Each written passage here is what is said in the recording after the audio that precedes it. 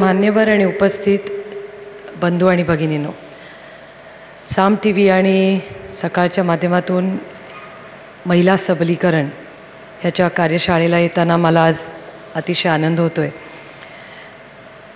आज व्यासपीठावरील सकाळ समूहाचे अध्यक्ष माननीय प्रतापराव पवार जे बसलेले आहेत, ते आज जे काही घडलेत ते त्यांच्या आईच्या कर्तृत्वाने घडलेले आहेत. तुम्हाला कदाचित बऱ्याच जणांना माहिती नसेल, पण त्यांच्या जवळपास जन्माच्या वेळेस जेव्हा कुठलंही आरक्षण नव्हतं, तेव्हा त्यांची आई शाळेच्या पुणे जिल्ह्याच्या लोकल बोर्डावर निवडून आली. आणि त्या काळात महिला शिक्षण, महिलांना कुठलेही अधिकार नसताना त्यांची आई कडेवर एक पोटात एक पोर आणि घरात 10 मुलं अशी ठेवून राजकारणात, त्या काळात जेव्हा महिला नव्हत्या, तेव्हा त्यांची आई शारदाबाई पवार, तिने स्त्री पुरुष समानता ही त्या काळात आमच्या सर्व कुटुंबांना खरं तर दाखवली, आणि तो एक फार मोठा आदर्श आम्हाला सगळ्यांनाच आहे. आज मोठ्या संख्येने महिला भगिनी इथे उपस्थित आहेत. तुमच्यापैकी अनेक जणी कधी आमदार होत्या, तुम्ही सगळ्या वेगवेगळ्या पक्षातून निवडून आलेल्या आहेत. व्यासपीठावरही आम्ही चर्चा करत असताना आम्ही विचार करत होतो, आम्ही सगळे जरी वेगळ्या पक्षाचे असलो तरी सर्वसाधारणपणे आमच्या सगळ्यांचंच महिला आरक्षणावर सगळ्यांचं एकच मत आहे. आणि महाराष्ट्राने नेहमीच पहिल्यांदा देशाला जे काही मोठे कार्यक्रम दिले, त्याची सगळ्याची सुरुवात नेहमी महाराष्ट्रातून झाली आहे. महिलांना 33% आरक्षण देणारं राज्य कुठलं, तर महाराष्ट्र. माननीय आबा जेव्हा रुरल डेव्हलपमेंट खात्याचे मंत्री होते, तेव्हा स्वच्छता मोहिमेचा गावापर्यंत नेणारा कार्यक्रम जो घेतला, तो आदरणीय आर आबांनी पहिल्यांदा महाराष्ट्रात घेतला.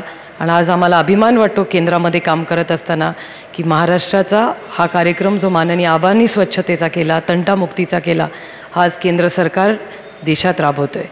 त्यामुळे ज्या गोष्टी बऱ्याच वेळा देशात एक चांगल्या गोष्टी किंवा सक्सेस स्टोरीज म्हणून बघितल्या जातात, त्याची गेल्या 50 वर्षात सुरुवात नेहमी महाराष्ट्रातूनच झालेली आहे.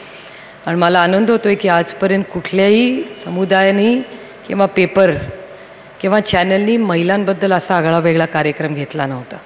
आणि मला खात्री आहे की अभिजित पवारांनी हा जो नवीन विचार मांडला आहे, ते पहिला गोष्ट आणि बदल जी एक महिला म्हणून मला त्यांच्याकडून अपेक्षित आहे की त्यांच्या टीव्हीच्या चॅनलवर ज्या टीव्ही सिरियल्स असतात, त्याच्यातली जी सासू असते ती रोज तिच्या सुनेला जाळणार असते, ते त्यांच्या चॅनलवर दाखवणार नाहीत. कारण मला वाटतं हुंडा आणि स्त्रीवर होणारे अत्याचार हे खरं तर मी समाजात फार कमी ठिकाणी बघते. पण कुठलंही चॅनल तुम्ही मराठी असेल किंवा हिंदी असेल, ह्याच्यातवर महिलेवर सगळ्यात जास्त अत्याचार करणारी ही महिलाच प्रत्येक चॅनलवर दाखवली जाते. आणि ही गोष्ट समाजात कुठेही मला इतकी दिसत नाही जेवढी चॅनल्सवर दिसते. त्यामुळे तुम्ही एक फार मोठा आणि चांगला उपक्रम इथे राबवलेला आहे महिलांचे प्रश्न मांडण्यासाठी. तर हे प्रश्न तुम्ही तुमच्या चॅनलवर किंवा पेपरच्या माध्यमातून जर चर्चेला आले, तर मला खात्री आहे की प्रत्येक महिलेला टीव्ही सिरियल बघताना हा नेहमी विचार मला तरी येतो. मी फारशा सिरियल बघत नाही, माझी आई बघते. आणि माझी आई जेव्हा आम्ही घरी आल्यावर कामातून नंतर अगं ह्या सिरियलमध्ये देवयानीचं हे झालं म्हणते, तेव्हा मी विचार करते हे कुठल्या घरात होतं, हे माझी आई टी व्हीवर बघते आणि आम्हाला काय काय गोष्टी सांगते. त्यामुळे अनेक वेळा टी व्हीचं माध्यम हे चांगलं असतं. आपली पुढची पिढी ही टेलिव्हिजन बघत असते. आणि महाराष्ट्रात आणि देशात खरं तर आज इतकी वाईट वेळ खरं आलेली नाही आहे. मी अनेक वेळा आज माननीय आबा आहेत म्हणून याचा जरूर आवर्जून उल्लेख करीन की आज माध्यमातून बलात्कार असेल या विषयांवर ही चर्चा बाहेर येते. महिला भगिनी मोठ्या संख्येने सुरक्षिततेवर आवर्जून बोलत आहेत, ही चांगली गोष्ट आहे.